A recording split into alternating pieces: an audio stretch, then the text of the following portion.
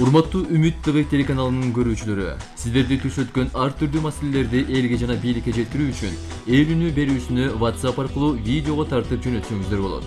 WhatsApp номерибиз 0553 94 94 84. Эл үнү сиздер үчүн иштейт.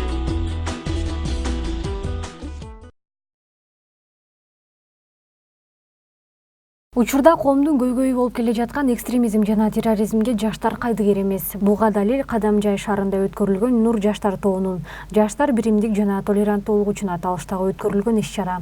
Иш-чаранын негизги максаты мектеп окуучуларды интеллектуалдык ой жүгүртүүсүн, маданияттуу олуктоо, тарбияны өнүктүрүүнү жакшыртуу болуп саналат. Катышуучулардын саны 100дөн ашат. Бул маалымат тууралуу Баткен облусунун Мадалиев Асылбек аттуу тургуну бөлүшкөн.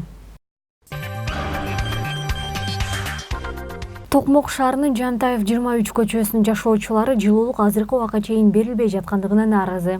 Өкмөткө жылуулук боюнча карызыбыз жок. Кыштын кычыраган соогунда үйдө калың кийинип жүрөбүз. Канча жерге кайрылдык, бирок жыйынтык жок, дейт жашоочулар. Тетя, здравствуйте. Здравствуйте. Как сидим? Как в комната тепла? Мерзнем, греемся, чем попало, как попало. Включаем обогреватель. Вот посмотрите, даже обогреватель у нас работает. Мы за тепло платим и за тепло, которого нет, платим. Вот у нас обогреватель. Этим обогревателем мы за свет платим. Дома холодно. Нормальная температура должна быть 18 градусов в квартирах, а у нас 13, 12. Как так можно жить? Видите, вот чапан на чапане, тепло одеваемся, чтобы как-то выжить.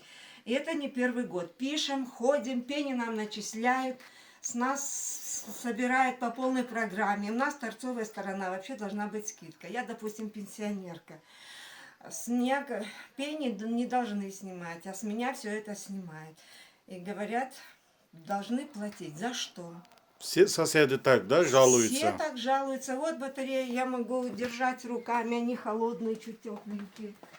Не обогреться, не согреться. Че, Радик, холодно, да? Так одевался. Май месяц, конечно.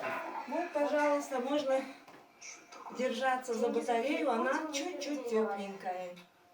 И весь наш стояк вот этот. Буга чейин эл үнү берүүбүздө шаарыбыздын Ден Сяопин жана Барып Алыкулов көчөлөрүнүн кесилишинде жайгашкан номер 42 мектептин мугалимдери окуучулардын жаңы жылдык иш-чарасына акча талап кылып жаткандыгы тууралуу айткан элек. Ар бир окуучудан 200 сом, андан сырткары белек алганга деп өзүнчө мугалимдер тараптан акча чогултулуп жаткандыгы тууралуу биздин редакцияга ата-энелер тынбай чалып айтышууда. Бул жагын мэрия тараптан көзөмөл болуусун суранышат.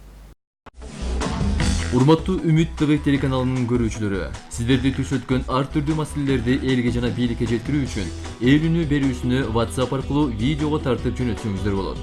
WhatsApp номерибиз 0553 94 94 84. Эл үнү сиздер үчүн иштейт.